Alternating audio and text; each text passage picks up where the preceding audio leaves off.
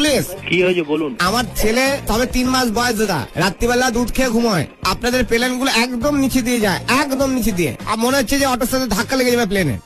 এবার কথা হচ্ছে আপনার সারাদিন নিচ দিয়ে যাচ্ছেন ঠিক আছে, খালি রাত্রিবেলাটা যদি আপনারা একটু উপর দিয়ে নেন আমার ছেলে একটু ঘুমোতে পারে। ওই আপনি আপনার ওখানে চেয়ারম্যান আছে, চেয়ারম্যানকে চিঠি লিখুন, চেয়ারম্যান চিঠি লিখে চেয়ারম্যান আমাদের সঙ্গে যোগাযোগ রাখুন দাদা। শুধু আমাদের উপরের লোককে জানাবো। দাদা দাদা দাদা হ্যাঁ বলছি, শুধু এটা আমার সমস্যা না দাদা, আমাদের গোটা পাড়ার সমস্যা।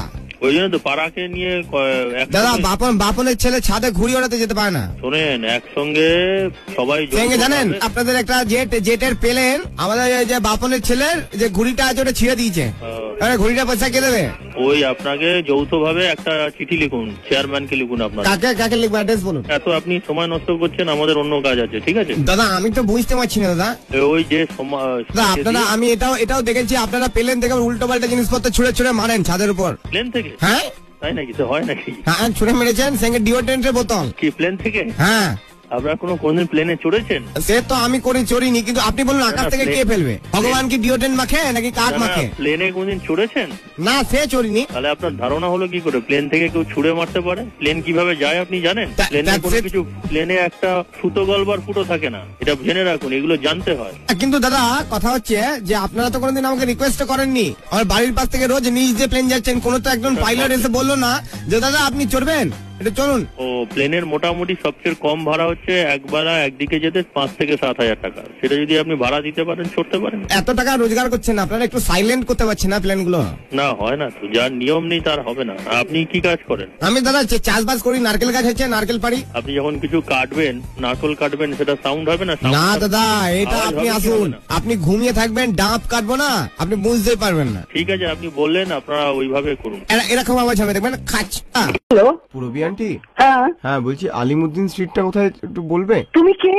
এটা কি পার্ক সার্কাসের কাছাকাছি? তুমি হু আর ইউ? মানে পার্ক স্ট্রিট থেকে ল্যাটিটিউড কত? হু আর ইউ? হ্যাঁ হ্যাঁ, নমস্কার, আমি তো ওই ভূগোল পড়ছিলাম। ভূগোল পড়ছিলে? হ্যাঁ, তো আমি ভাবছিলাম একটু আপনার সাথে না না, ভূগোল পড়ছিলে তুমি, আমাকে চেনো কি করে? আপনি জিওগ্রাফি টিচার তো ম্যাডাম? না না, আমি geography teacher. How do you know me? কারণ আমি জিওগ্রাফি স্টুডেন্ট। না, জিওগ্রাফি স্টুডেন্ট হলেই হয় না। তুমি কোন স্কুলে পড়তে? Madam south point. সাউথ পয়েন্টে কবে পড়তে? এই তো এখনো পড়ি ম্যাডাম, আমি এখন ভূগোলটাই পড়ছি, কলকাতার ভূগোলটা পড়ছি, কলকাতার ম্যাপ পয়েন্টিং করছি। না, তুমি তো আমার কাছে পড়ো না। হ্যাঁ ম্যাডাম, আমি স্কুলে তো আপনার কাছেই পড়ি। স্কুলে আমার কাছে পড়ো? হ্যাঁ ম্যাডাম। স্কুলে আমি পড়াই না এখন আর। পড়ান না? না, ডোন্ট টেল মি লাই। এ বাবা, ছেড়ে দিলেন কেন? তোমাকে না ঠাস করে এক চড় মারবো। 3:45-র সময় কি হচ্ছে? আলিমুদ্দিন স্ট্রিট কোথায়? ঠাস করে এক চড় মারবো। আমি শুয়েছিলাম। ম্যাডাম আপনি তো geography teacher madam. Geography teacher হলে আমি সবকিছু বলবো না। 3:45-র সময় একজনকে দুপুরবেলা ফোন করছো?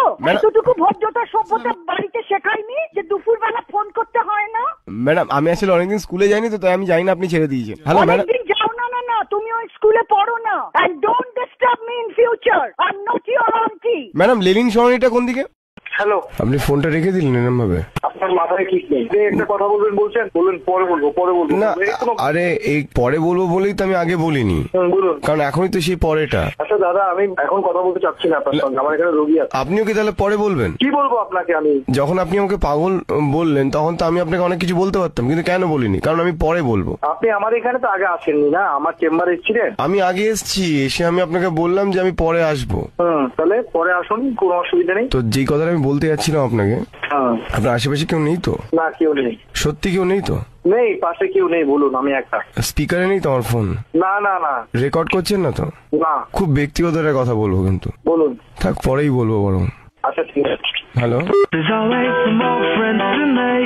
হ্যাঁ বলুন। আপনি রেখে দিলেন কেন? তো রাখবো না, আপনি পরে বলবো বলছেন, আমি পরে বলবো, পরে শুনবো আমি। হ্যাঁ, পরে শুনবেন তো? হ্যাঁ। তাহলে এখন ফোনটা ধরলেন কেন? কি ভাই বলুন তো? হ্যাঁ, কি অসুবিধা আপনার? অসুবিধাটা বলবো? বলুন। পরেই বলবো বরং, পরে বলবো আপনাকে। হ্যালো।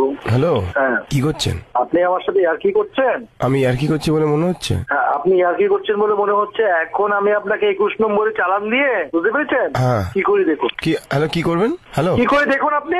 আজকে কি হয়েছে জানেন? হ্যাঁ বলুন। পরে বলবো, ছাড়ুন। আপনি রেগে আছেন এখন, আর কি করে বলবো? ওখানে পা দিয়ে দিব চারটাতে? আপনাকে হাত পা কিছুই দিতে হবে না, নিচে পড়ে থাকা ছেঁড়া তারায় কোনো হাত পা কিচ্ছু দেবেন না।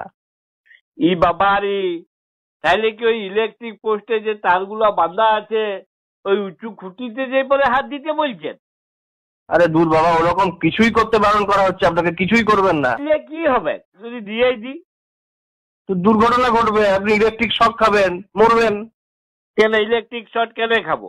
যদি তারটা ছিঁড়ে গেলে তো দেখি ঘরে কারেন্ট চলে যায়, তাহলে শর্ট কি করে খাবো? আপনার বাড়ির দিকের অংশটাতে হয়তো কারেন্ট থাকে না, কিন্তু ট্রান্সফরমারের দিকের অংশতে কারেন্ট থাকে। এই মেসেজটা তাহলে আপনারা কিসের জন্য পাঠান? বললাম তো, একবার একটা কথা কতবার বলবো, মেসেজটা পাঠাই আমরা জনগণকে সচেতন করার জন্য। ই বাবারি, আপনারা মেসেজ পাঠাইয়ে জনগণকে সচেতন করে দিবেন?